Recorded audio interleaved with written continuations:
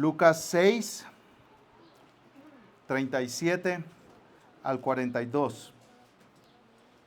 Lucas 6, 37 al 42. Lo voy a leer y ustedes me siguen con su vista, por favor. Dice así la palabra de Dios. No juzguen y no serán juzgados. No condenen y no serán condenados. Perdonen y serán perdonados. Den y les será dado. Medida buena, apretada, remecida y rebosante, vaciarán en sus regazos. Porque con la medida con que midan se les volverá a medir. Les dijo también una parábola.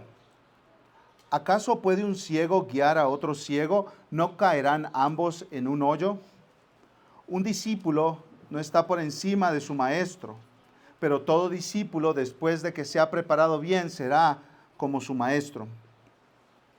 ¿Y por qué miras la mota que está en el ojo de tu hermano y no te das cuenta de la viga que está en tu propio ojo? ¿O cómo puedes decir a tu hermano, hermano, déjame sacarte la mota que está en tu ojo, cuando tú mismo no ves la viga que está en tu ojo?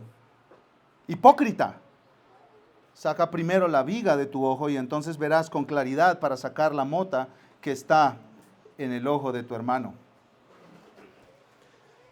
Una vez escuché una historia y quiero comenzar contándoselas. Se trata de un señor, llamémoslo Jorge, que llegó a una estación de camión, de autobuses, para tomar un camión a otra ciudad.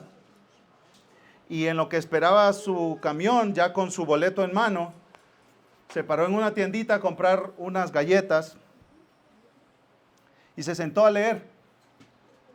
De repente, un hombre se sentó así a su lado y cuando Jorge estaba leyendo su libro ahí, este hombre empezó a comer unas galletas. Y Jorge dijo, esas son las galletas que yo compré. ¿Cómo se atreve? Y el hombre puso las galletitas ahí a su lado.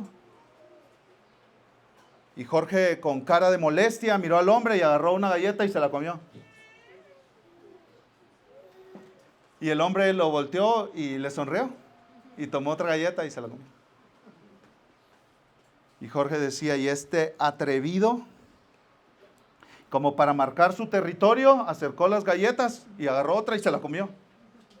Y ya solo quedaba una en la bolsa.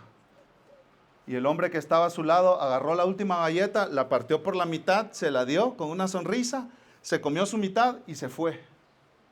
Y Jorge estaba enfurecido, pero no dijo nada por la sorpresa de la situación y la vergüenza que pudiera ocasionar gritarle a este hombre ahí enfrente de todos. Cuando anunciaron la salida del camión, Jorge abrió su mochila para buscar su boleto y se dio cuenta que ahí estaban las galletas que él había comprado. Que se comió las galletas del Señor.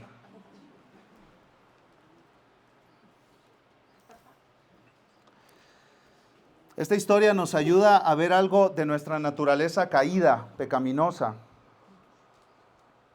Es muy fácil para nosotros juzgar a otras personas. Es la inclinación de nuestro corazón emitir juicios contra otros, ser severos contra otros. No batallamos para juzgar, no batallamos para emitir un juicio. No batallamos, no luchamos, no se nos hace difícil decir cuando otros están mal y están equivocados. No batallamos para defendernos. No batallamos para declarar culpables a los demás. El escritor llamado Paul Tripp escribió la siguiente frase: el juicio es mucho más natural para nosotros que la gracia. El juicio es mucho más natural para nosotros que la gracia, pero el evangelio cambia nuestro corazón. El evangelio son las buenas noticias de que Dios, el juez ofendido, tomó la iniciativa para reconciliarnos con Él. Dios, el que tiene todo el derecho de juzgarnos y enviarnos por siempre al infierno para estar lejos de Él por la eternidad, envió a su Hijo Jesús para que en la cruz Jesús muriera por los pecados de todos aquellos que se arrepienten y creen en Él.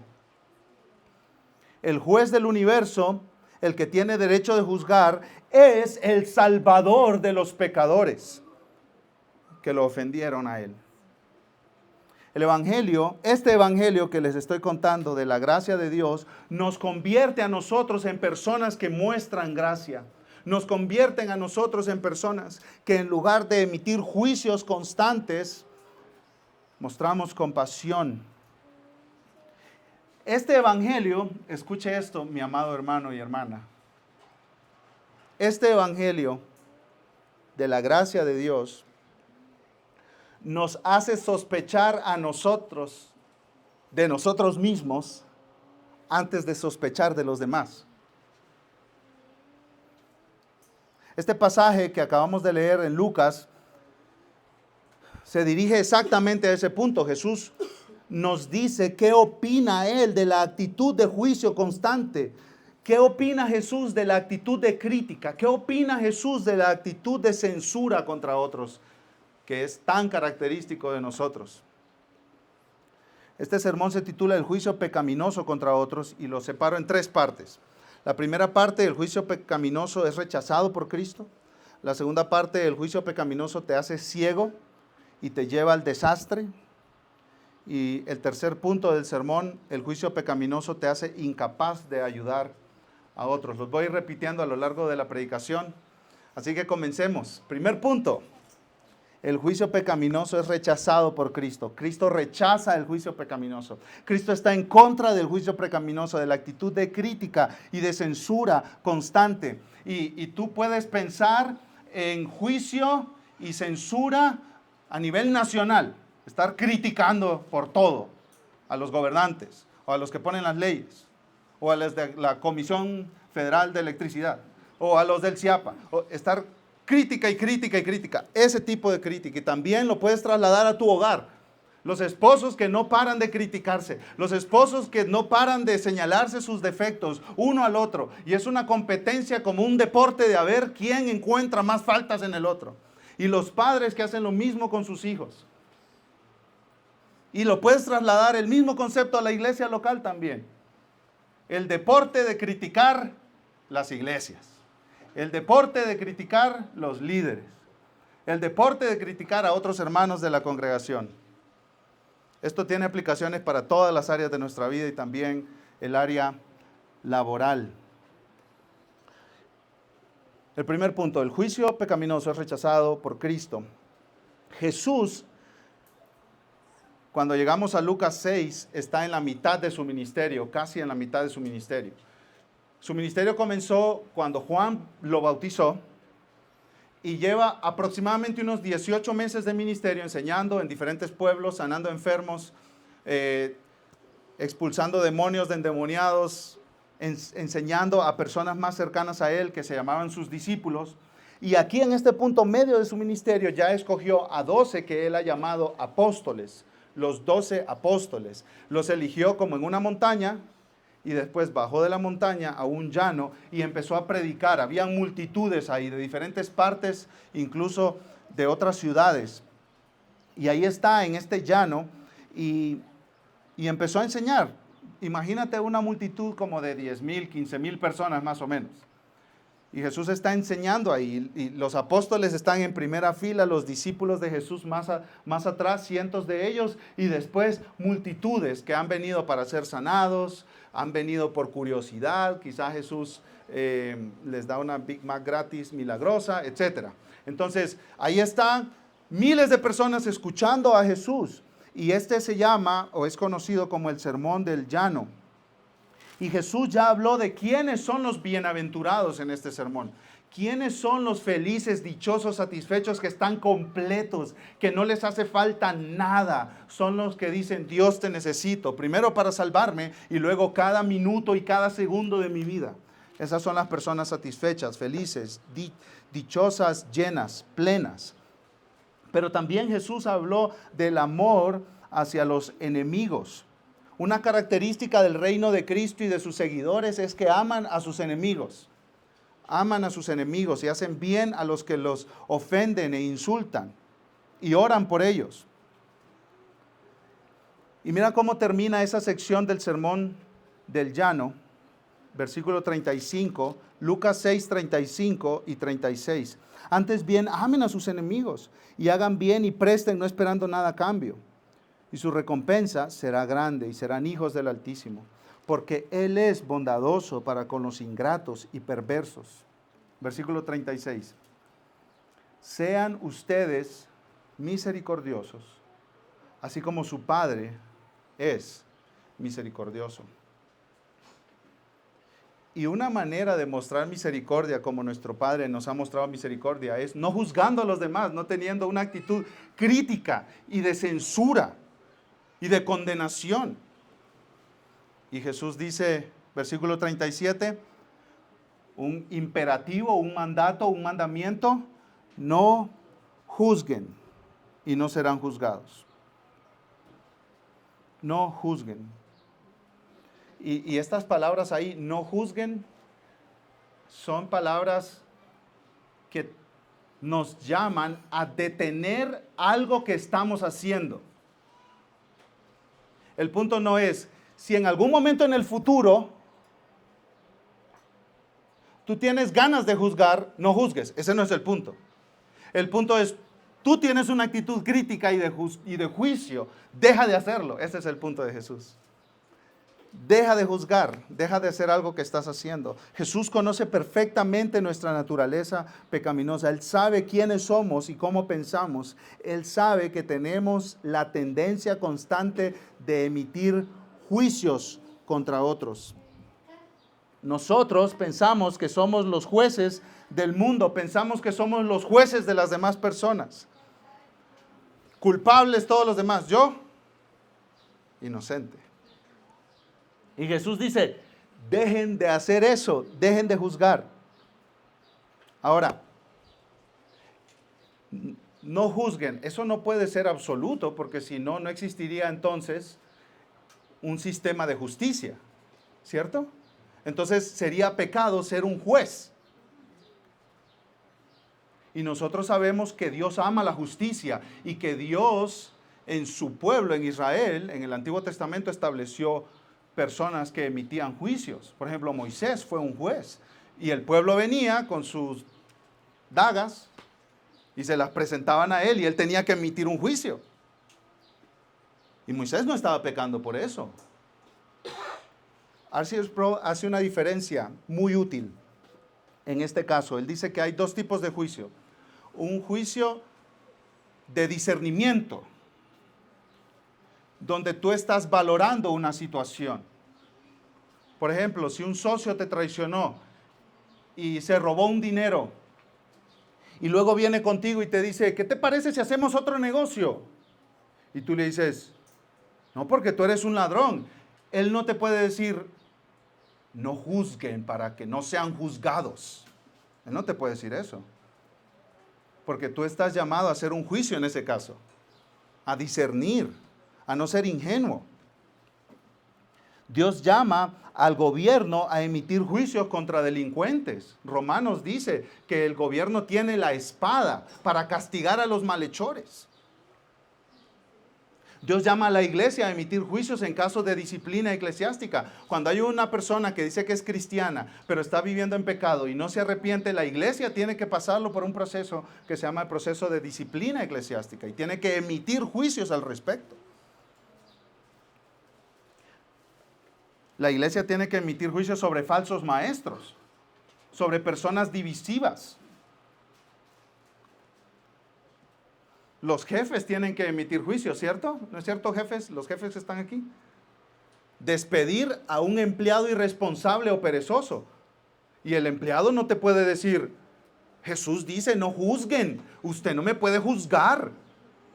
Mijo, pero usted llega a las 11 de la mañana todos los días y usted tiene que estar aquí a las 9. No, no juzgue. No sea un juzgador. No, eso no puede suceder así. El empleado, el jefe, tiene todo el derecho de emitir un juicio en ese momento y despedir a un empleado irresponsable. Los padres también tienen derecho de emitir juicio, ¿cierto? Cuando un hijo debe ser disciplinado por ser desobediente. Dios ha dado esa jurisdicción a los padres en sus hogares. Entonces, si Jesús no prohíbe ese tipo de juicios, ¿qué tipo de juicio está prohibiendo Jesús? Y aquí R.C. Sproul dice que Jesús no prohíbe el juicio de discernimiento, sino que prohíbe el juicio de una actitud crítica de condenación. Dice lo siguiente R.C. Sproul: el Nuevo Testamento habla de un juicio condenatorio que brota de un espíritu de arrogancia y justicia propia que nada tiene que ver con el espíritu de Cristo. El Dios de la Biblia odia ese tipo de condenación precipitada de otras personas. Y dice lo siguiente: nunca debemos involucrarnos en esa clase de espíritu acusador. Eso es lo que Jesús está prohibiendo. Quiero que te imagines por un momento a un juez en un tribunal. Yo no sé si tú has estado en algún tribunal alguna vez o lo has visto en algún programa de YouTube, la doctora Polo o algo así. Pero imagínatelo en serio, no en broma. La persona que tiene una actitud crítica, en su corazón y en su mente está vestido con esa toga, ese vestido negro que tienen los jueces, y tiene el martillito de juicio en su mano y está viendo a los demás. Culpable, mal, error, otra vez, te volviste a equivocar. Y lo que Jesús está hablando aquí en estos versículos es lo siguiente: bájate de ese tribunal, tú no puedes estar ahí. Ya hay un juez supremo sobre todo, y es Dios, y está en su trono también. Y Él es rey del universo. Ese trabajo no es tuyo.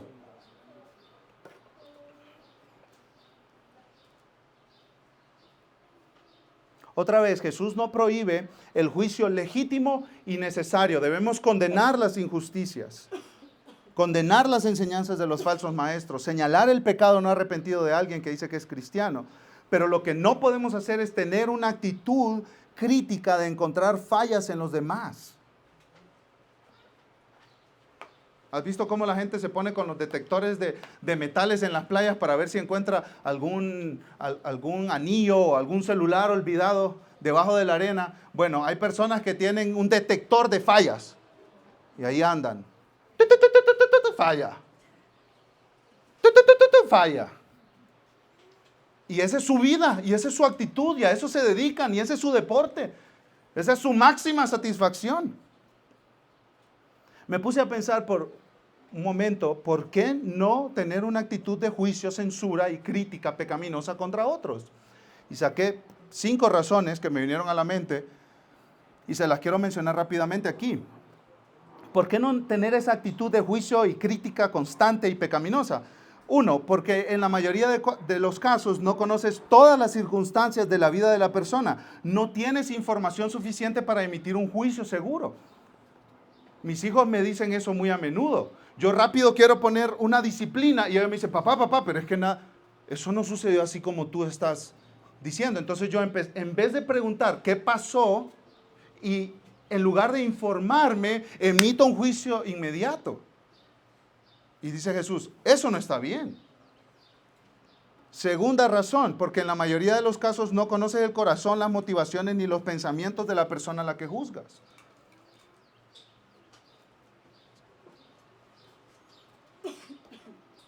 Tercera razón, porque en la mayoría de los casos no conoces el proceso por el que Dios tiene a la persona. Tú ignoras el trabajo que Dios está haciendo en su corazón. Imagínate un momento que tú ves a un niño que su papá le dio una orden y el niño dice no. Y tú dices, uy, qué mal padre ese, mira que no tiene a sus hijos en sujeción. Pero lo que tú no sabes es que hace 3 meses ese niño le daba patadas a su papá. Entonces ese acto, el niño no le dio de patadas a su papá. Ese acto es una razón para animar al papá, ¿cierto? O sea, es todo lo contrario a lo que tú hiciste. En lugar de una razón para criticar a ese papá, es una razón para animarlo. Brother, está bien, mira.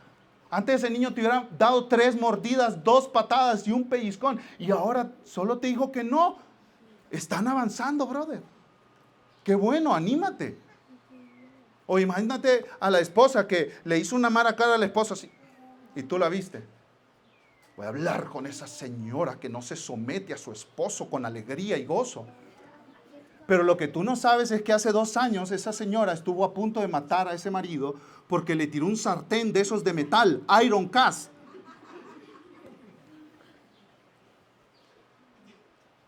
Tú no tienes el conocimiento del trabajo que Dios está haciendo en la vida de la persona. Y Dios es paciente con nosotros. Dios toma el tiempo con nosotros. No nos destruye a la primera. Razones tiene, suficientes. Hasta de más. Le damos razones de más a Dios para destruirnos. Cuarto, ¿por qué no tener una actitud de juicio contra los demás? Porque tratar con tus propios pecados es más importante que tratar con los pecados del otro, aunque es más difícil. Y eso lo veremos en un momento. Número 5, porque no sabes cómo tú estarás en 3 días, o 3 meses, o 3 años. Ahorita estás criticando a esa persona. Imagínate que tú empieces a caer, y a caer, y a caer, y caigas profundo. Y después estás peor que esa persona que estabas criticando.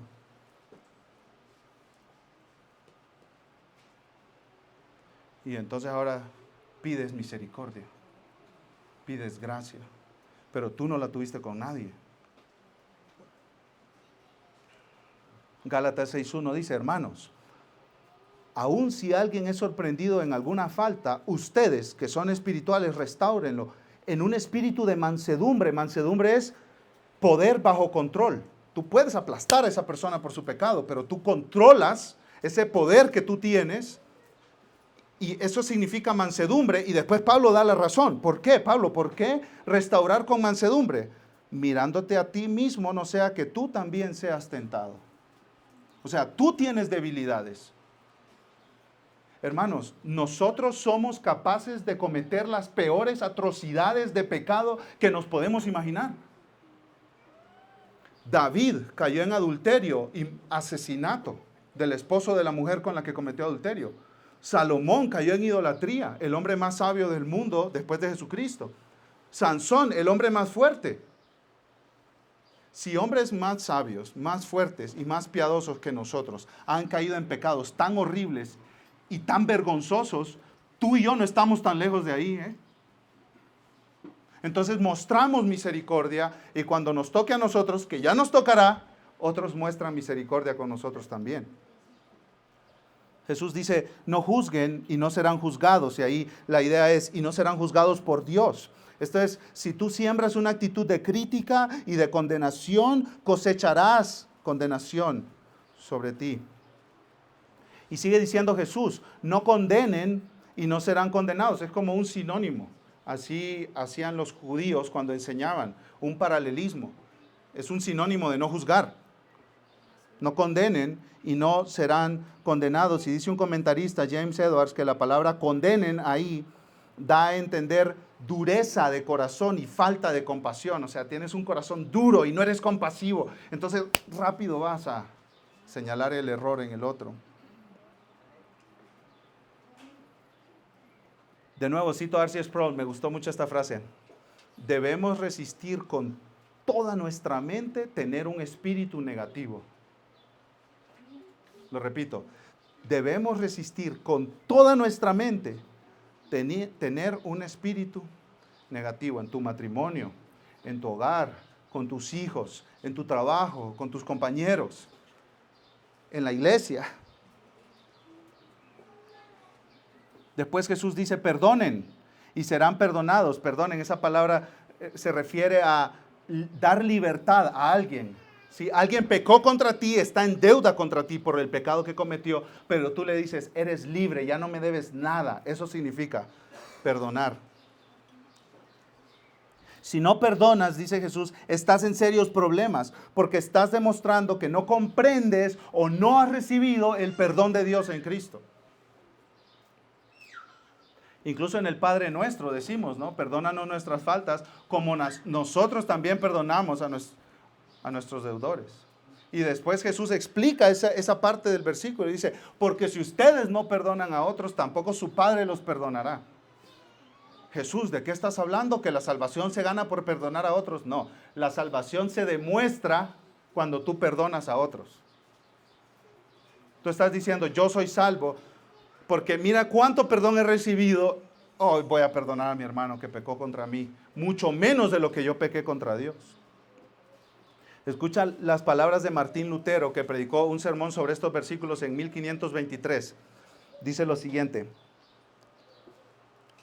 si publicas los pecados de otros, entonces verdaderamente no eres hijo de tu Padre misericordioso, porque de otro modo serías también como Él, misericordioso. Es cierto que no podemos tener con el prójimo tanta misericordia como Dios tiene con nosotros, pero es verdadera obra del demonio, típico Martín Lutero, es verdadera obra del demonio que hagamos lo contrario de la misericordia, lo cual es señal segura de que no hay en nosotros ni un grano de misericordia. Wow. Si tú no tienes misericordia con otros, puede ser dos opciones: que tú no has entendido la misericordia que has recibido de Dios, o que definitivamente no la has recibido y no eres de su pueblo, no eres salvo. Versículo 38, continúa Jesús hablando de las mismas verdades.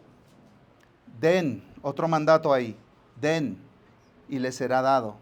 Medida buena, apretada, remecida y rebosante vaciarán en sus regazos, porque con la medida con que midan se les volverá a medir.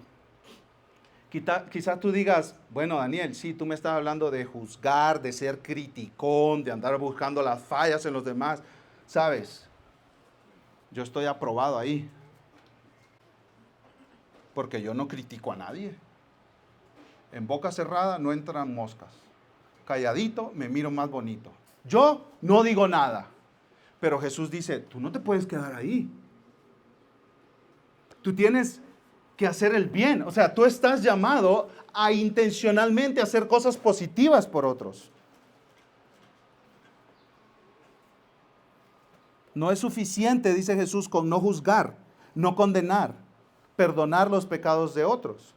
Es necesario buscar intencionalmente el bien de otros, incluso de los que te hacen daño. De los que te hacen daño. Y ahí Jesús nos presenta una imagen como de un mercado. Den y les será dado, medida buena, apretada, remecida y rebosante vaciarán en sus regazos. Imagínate que estás ahí en el semáforo y se puso en rojo y está el que vende los arándanos ahí. ¿Sí saben de lo que les hablo, no? Sí viven en Guadalajara, ¿no? Está lo de los arándanos ahí que están vendiendo en botecitos. Entonces tú le dices, deme uno por favor. Y él agarra un bote vacío y empieza a poner arándanos y a sacudirlo. Entonces los arándanos como que se van acomodando ahí y le caben más y los sacude más y le caben más y los sacude más. Y se llena y empiezan a salirse los arándanos y te lo da así. Esa es la imagen que nos presenta Jesús. Si tú das, hay un Padre en los cielos que recompensa a los que son generosos. Tú no puedes ganarle a Dios en generosidad, no puedes. Eres generoso, Él es más generoso. Y tú das más, Él es más generoso todavía.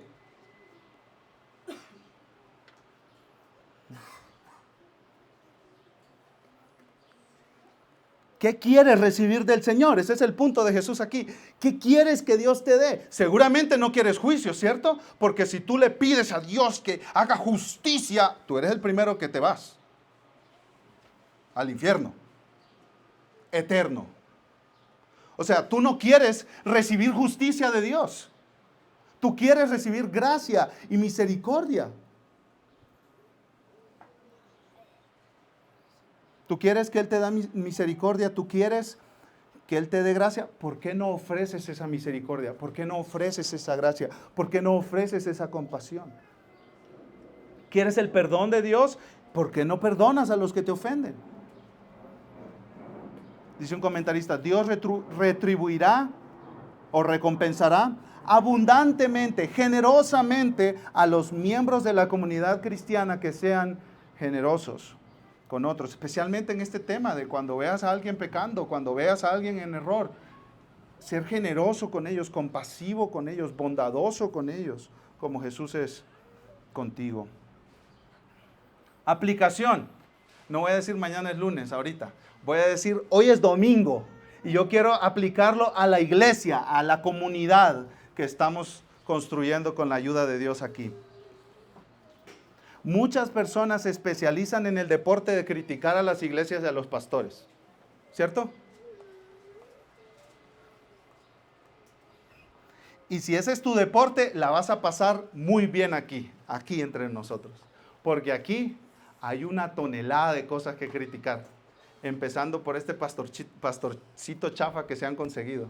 Mira, tú piensa en el pastor más chafita de todos los pastores. Yo estoy ahí abajo de ese.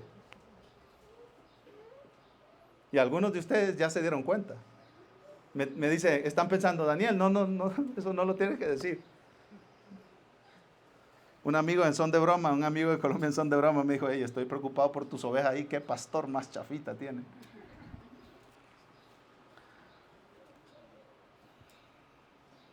Errores en el pastor los vas a encontrar por montones. Errores en nuestras decisiones las vas a encontrar por montones. Errores en la iglesia las vas a encontrar por montones.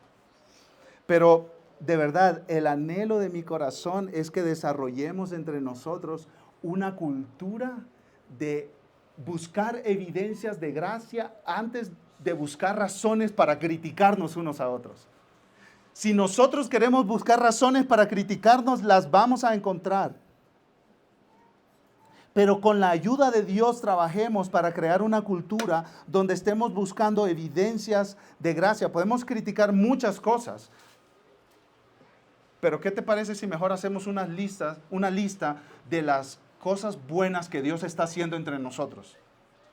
Tenemos una llamada por WhatsApp a la semana, cada martes en la noche, con un grupo de hombres de la iglesia para evaluar el servicio y el domingo. Y qué cosas podemos mejorar y cómo podemos crecer como iglesia. En madurez y en decisiones, etc. Y lo primero que hacemos, hermanos, y aquí hay varios testigos, lo primero que hacemos en esas llamadas es decir, ¿cuáles son las evidencias de la gracia de Dios en nuestra iglesia el domingo? Queremos animarnos, porque si es de encontrar fallas y errores, las vamos a encontrar. Y eso me lleva a una aplicación personal. Ahora sí, mañana es lunes, mis hermanos. Hazte experto en buscar evidencias de gracia o cosas que alabar, cosas dignas de elogio en la vida de quienes te rodean. Hazte un experto en eso. Toma una hoja y un lápiz y ponte a escribir de cada uno de tus hijos, o de tu esposa, o de tu esposo, el roommate con quien vivas, o de tu vecino, 10 cosas, 15 cosas por las cuales le das gracias a Dios por su vida. La iglesia de Corinto hablaba súper mal de Pablo. Le decían que él era un debilucho, que era feo físicamente, que era un cobarde, que les mandaba cartitas diciéndole cosas, pero cuando estaban presentes no se atrevía a decirle las cosas en la cara. Estaban llenos de pecado los hermanos de Corinto, pero atascados de pecado. Había pecado sexual. Se estaban demandando en los tribunales de justicia del pueblo. Se emborrachaban en la Santa Cena. Literal, así como lo escuchan. No se esperaban unos a otros. Los ricos y que tenían dinero y un montón de esclavos trabajando, empezaban la Santa Cena y después llegaban los esclavos ahí 2 horas después con la lengua de fuera. ¿Y la Santa Cena? No, pues ya la tuvimos. Tenían grupitos entre ellos. Unos decían, yo soy de Pablo, otros de Pedro, otros de Apolo, otros de Cristo. Y Pablo les escribe 1 Corintios y les dice, 1 Corintios 1:4, siempre doy gracias a mi Dios por ustedes, por la gracia de Dios que les fue dada en Cristo Jesús. Si Pablo encontró razones para dar gracias por ese montón de malagradecidos y criticones, tú tienes muchas razones para dar gracias a Dios por los que te rodean. Quiero hacer una aplicación para los niños. Chicos, mírenme, por favor. Mírenme. Quizá tú piensas que tu papá es un injusto. Yo quiero helado y él dice que no. Yo quiero una paleta y dice que no. Yo quiero ver una película y dice que no. Y que me vaya a dormir. Y que me coma el brócoli. Y que me lave los dientes. Y que comparta mis juguetes.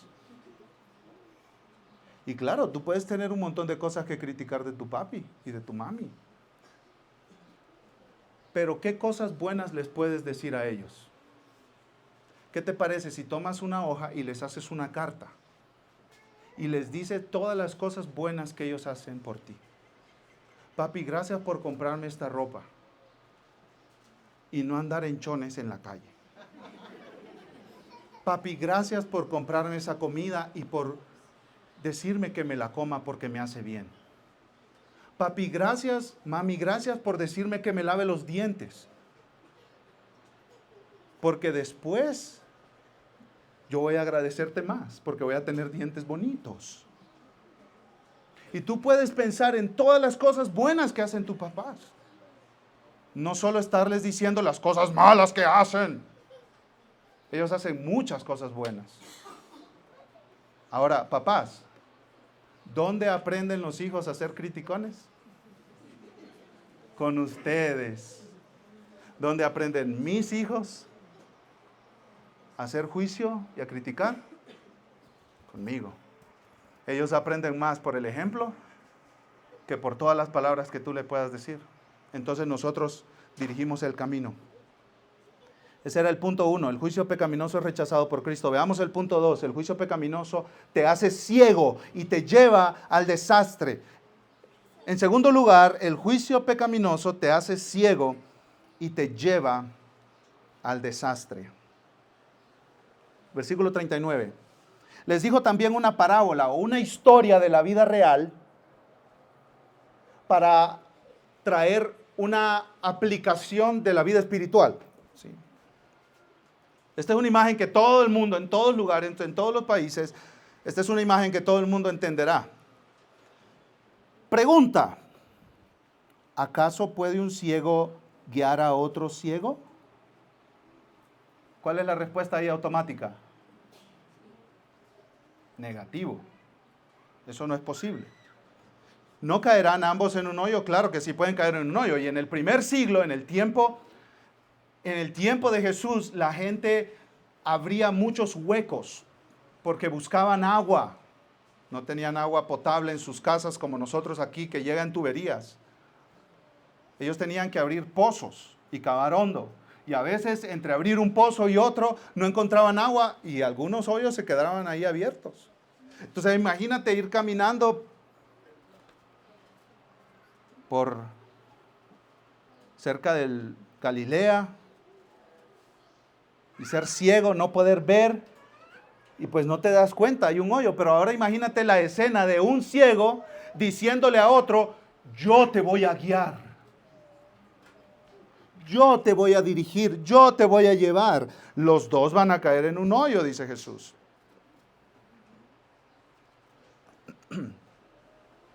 Y este es el punto de Jesús. Tú estás juzgando a otro porque tienes cierto sentido de superioridad. O sea, te crees más, pues. Es como: oh, qué mal, yo nunca haría eso. Oh, qué feo, mira, guácala, qué feo, yo no haría eso, yo no viviría así, yo no cometería ese pecado. Entonces tú te estás poniendo desde una posición superior para juzgar a otros. Pero tú eres ciego porque no luchas contra tus propios pecados. Estás enfocado en juzgar a otros y eso te hace ciego a tus propias faltas. O sea, estás tan distraído con los pecados de otros y aquí están todas estas categorías de pecados tuyos. Tu celo, tu envidia, tu pornografía, tu adulterio, tu borrachera. Ahí están todos estos pecados tuyos. Ponles nombre. ¿Cuáles son tus pecados? Las apuestas, ¿cuáles son? Caliente.com, ¿cuáles son tus pecados? Adicciones, cosas de la comida, gritos, ira, Envidias el cuerpo de otra mujer. Envidias la ropa de otra mujer. No eres perfecto. Tú no eres perfecto. Pero te dedicas a criticar y a criticar y a criticar. Entonces estás ciego a tu pecado. Estar enfocado en juzgar a otros, de los cuales tú piensas que eres líder, te hace ciego a tus propias faltas y te lleva al desastre. Tú crees que estás aquí como superior guiando a otros, pero estás ciego a tus pecados y vas a ir a un desastre, a un hoyo, a un hueco. Un padre de la iglesia llamado Cirilo de Alejandría dijo lo siguiente: aunque es deber de las personas examinarse a sí mismas y ordenar su conducta según la voluntad de Dios, dejan esto de lado para ocuparse de los asuntos de los demás. Pero quien se guía por el buen sentido no mira los pecados ajenos, no se ocupa de las faltas del prójimo, sino que revisa atentamente sus propias maldades. Tus propias maldades. ¿A ti te gusta juzgar? ¿A ti te gusta tener la toga de juez y el martillo del juicio? ¿Y tus pecados? ¿Estás ciego a tus propios pecados? Muchas veces, detrás de una actitud de crítica y condenación, se esconde una persona que está ocultando mucho pecado. Qué fuerte, ¿cierto?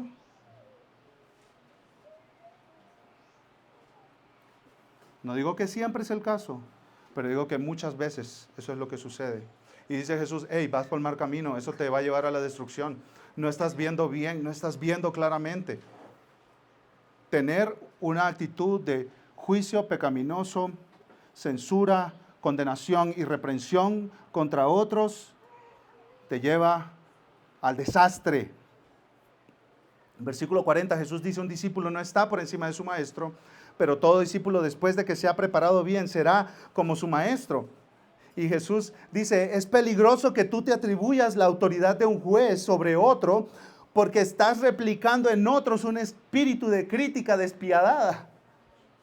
¿Tú te consideras el juez de todos y el maestro que les va a enseñar la verdadera piedad a los demás? Bueno, aguántate, que tienes discípulos que van a ser como tú y después te van a estar criticando a ti. Pero este versículo 40 es como una transición a lo que viene, porque Jesús dice, en tercer lugar, el juicio pecaminoso te hace incapaz de ayudar a otros.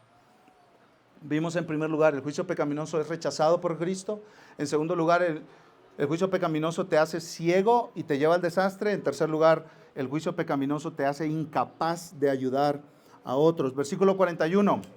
¿Y por qué miras la mota que está en el ojo de tu hermano y no te das cuenta de la viga que está en tu propio ojo, hermanos? Yo no sé, no dice aquí en la Biblia. Pero yo creo que cuando Jesús dijo eso, la gente se echó una carcajada ahí y todos estaban yéndose al suelo de la risa. Si Jesús hubiera mandado un texto, le hubieran respondido LOL, LOL, LOL. Estaban a carcajadas. O sea, imagínate que tú tienes una basurita en el ojo. Una pestaña, una basurita de una pajita que voló por ahí, una motita que voló por ahí, esa es la palabra mota, algo chiquitito que te molesta el ojo y tú estás así como, híjole, tengo algo en el ojo. Y llegas ahí con tu esposa y le dices, mira, aquí tengo en el ojo. Y de repente viene alguien con una viga.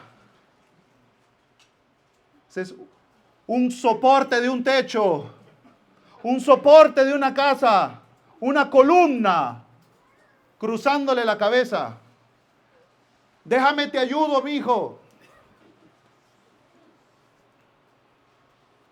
El punto es muy sencillo. No puedes ayudar a una persona con sus pecados menores si tú no has tratado con tus pecados mayores. Un comentarista, Darrell Bock, dice: uno debe ser autocrítico antes de pensar en ser crítico con los demás. Autocrítico, me critico yo mismo. Cuando pecadores dicen acepto, un libro de Dave Harvey que ya lo he mencionado antes, él dice en uno de sus capítulos, especialmente aplicado en el matrimonio, él dice, sospecha primero de ti antes de acusar a tu esposo o a tu esposa. Sospecha de ti. Ese es el punto aquí. Versículo 42. ¿O cómo puedes decir a tu hermano, hermano, déjame sacarte la mota que está en tu ojo, cuando tú mismo no ves la viga, la columna que está en tu ojo? Y Jesús dice, hipócrita. Hipócrita es un actor. Un actor. Es falso. Lo que está haciendo es falso. A veces yo miro películas y estoy así, ay, nervioso, ay, y mi esposa me dice, tranquilo, tranquilo, es una película. Y hasta el reloj que tengo y pulso del corazón anormal. Pues sí, estoy asustado, pues. Y mi esposa me dice, tranquilo, es una película, tranquilo. No es cierto lo que está pasando ahí en la pantalla, no es verdad. Respira. Y Jesús dice, ¿tú estás criticando a otros? Quítate la máscara. Porque cuando tú estás criticando, estás diciendo, yo soy bueno, yo no tengo errores, yo no tengo nada que confesar, yo no tengo ningún pecado, yo soy superior a este montón de pecadores. Y Jesús dice, tú no eres perfecto. Si te declaras juez de otros y andas buscando las basuritas, las pestañitas que la gente tiene en sus ojos, y tú tienes una viga, tú no has tratado con tu corazón antes de ayudar a tu hermano. Eso es lo que Jesús está diciendo. En muchas ocasiones, y ya mencioné esto y lo vuelvo a mencionar, la gente vive juzgando a otros para no lidiar, para no tratar con sus pecados o su sufrimiento personal. Es como un búnker, se meten en el búnker de la autojusticia y desde ahí están checando los pecados y los errores del otro. No lidian con su maldad, no lidian con su envidia, con su egoísmo, con su lujuria, con sus pleitos. Entonces juzgan a los demás, están escondiendo ahí su propio pecado. Entonces, si tú tienes una actitud crítica, yo te hago una pregunta, ¿qué estás escondiendo? Porque quizás estás escondiendo algo. Si tú tienes una actitud crítica en tu matrimonio, ¿qué estás escondiendo? Si tú tienes una actitud crítica en tu trabajo y todos están mal, y todos están mal, y todos están mal, ¿qué estás escondiendo? Si tú tienes una actitud crítica en la iglesia, ¿con qué no quieres lidiar en tu corazón? ¿Con qué no quieres tratar en tu alma? Sácalo. Porque Cristo en la cruz pagó por eso. Aquí hay buenas noticias porque Jesús en la cruz pagó por todos los pecados, hasta los más vergonzosos que has cometido. Y la cruz ya de plano te dice que tú eres pecador, que tú eres malo. ¿Qué tan malo eres? Tan malo que el Hijo de Dios tuvo que morir en esa cruz para que tú tuvieras perdón y recibieras gracia. Entonces, no hay razón para esconder, no hay razón para dar una apariencia que no es la realidad. No hay razón para esconderte detrás de un muro de estar dando críticas a otros. No hay razón. No te escondas más. Ven a la luz. En Cristo hay perdón. Y tu corazón será sanado. Y tu corazón será restaurado. Si tú no crees en Jesús, arrepiéntete de tus pecados hoy y crees en Él. Ya no vivas una vida de todos malos menos yo. Ya no vivas esa vida. Porque Jesús, el único perfecto, fue castigado en el lugar de los pecadores que se arrepienten de su pecado y creen en Él. Así que te ruego, ven a Cristo hoy. Ya no hay necesidad de esconder nada. No hay necesidad de vivir apariencias.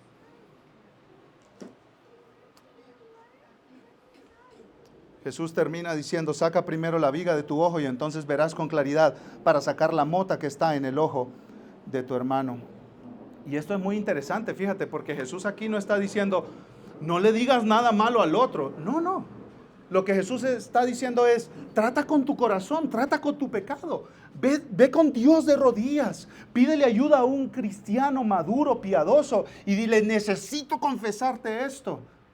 Y cuando hayas tratado de raíz con tu pecado y con tus tentaciones y con tu bajeza y con tu culpa y con tu vergüenza, puedes ir con tu hermano y decirle, sabes, necesitamos hablar.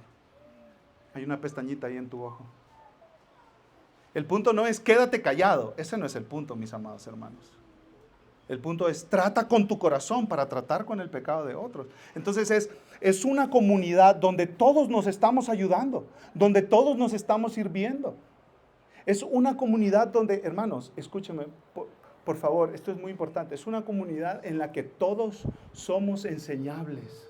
Todos estamos dispuestos a recibir corrección de otros. Entonces, si alguien te llama y te dice, hey, tenemos que hablar, no juzgues para que no seas juzgado. Saca primero la viga que está en tu ojo. Hermano, no tenemos que reaccionar así. Ese no es el punto de Jesús. Un hermano que viene, que está trabajando con su propio pecado, en su propia vida, y se acerca contigo para ayudarte con tu pecado, ¿es bien recibido? ¿Lo recibes bien? ¿O te excusas? Pones defensas rápidamente. Búnker de autojusticia. ¿Qué haces? Cuando tu esposo se acerca, ¿qué le dices? No, pero tú. Esa es una actitud que está en contra de lo que Jesús nos está diciendo. Cerca del año 100, un rabino, un maestro judío llamado Tarfón dijo lo siguiente: me sorprendería que hubiera alguien en esta generación que aceptara la corrección. Si uno le dice a un hombre, quítate la mota del ojo, él respondería, quítate la viga del tuyo primero. Hermano, que no se diga eso de esta iglesia. Que cuando alguien llegue con nosotros y nos diga, sabes, tenemos que hablar, hay una actitud que yo vi en tu corazón, que nosotros le digamos, por favor, dime. O al menos que le digamos, déjame orar al respecto. Voy a hablarlo con otras personas que me conocen también para ver si es una costumbre en mí hacer eso que tú me estás diciendo. Esto es ser enseñables, mis hermanos. Esto es estar abiertos a que otros hablen a nuestro corazón porque tenemos puntos ciegos.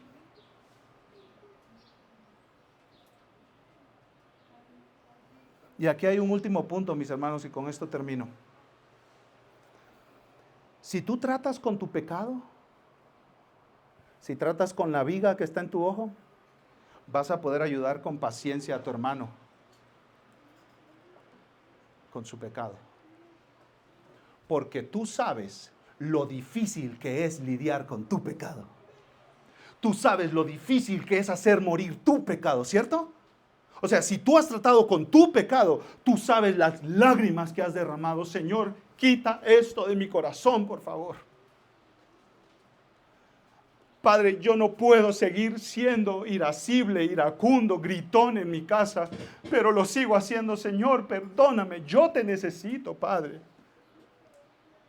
Y pasan 2 días y le vuelves a gritar a tus hijos y vas de rodillas, Señor, ayúdame, Padre, por favor. Y pasan 2 años y hay menos gritos y menos irritación y enojo. Y vas con un hermano y le dices, sabes, estoy viendo en ti irritación y enojo. Y le gritaste a tu esposa el otro día, ¿puedo orar por ti? Y le puedes ayudar porque tú sabes lo difícil que es hacer morir ese pecado en tu propio corazón. Pero cuando tú no has tratado con tu pecado, es fácil condenar. Es fácil decir al otro, cambia ya. Es muy fácil, mis hermanos. Y eso demuestra que tú no has tratado con tu pecado. Porque tratar con nuestro pecado es cosa seria, mis amados hermanos. Es guerra. Por eso Pablo dice a los colosenses, hagan morir el pecado en ustedes. Es guerra. Estamos en la tarea, en el trabajo de mortificar, como decían los puritanos, hacer morir el pecado de nosotros. Y eso no es fácil. Entonces tú lloras con tu hermano porque está en pecado. Y va a batallarle unos 2, 3 años, como tú le batallaste.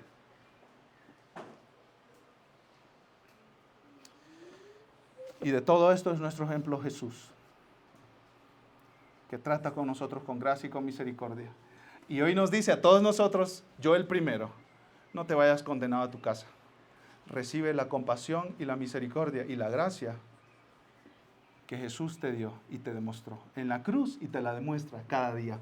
El hecho de que no te haya destruido anoche por tu pecado es una muestra de la gracia de Dios. Vamos a orar. Amado Padre, bendito seas, adoramos tu nombre por la gracia que nos has regalado en Cristo Jesús. Y hoy recordamos con la Santa Cena que Jesús murió en la cruz por sus enemigos. Ayúdanos, Señor, a cada día amar a nuestros enemigos, ayudar a los pecadores. Y en lugar de una actitud de crítica, sin misericordia, cambia nuestro corazón para que sea más como el de Cristo. Te lo pedimos para tu gloria, en el nombre de Jesús. Amén.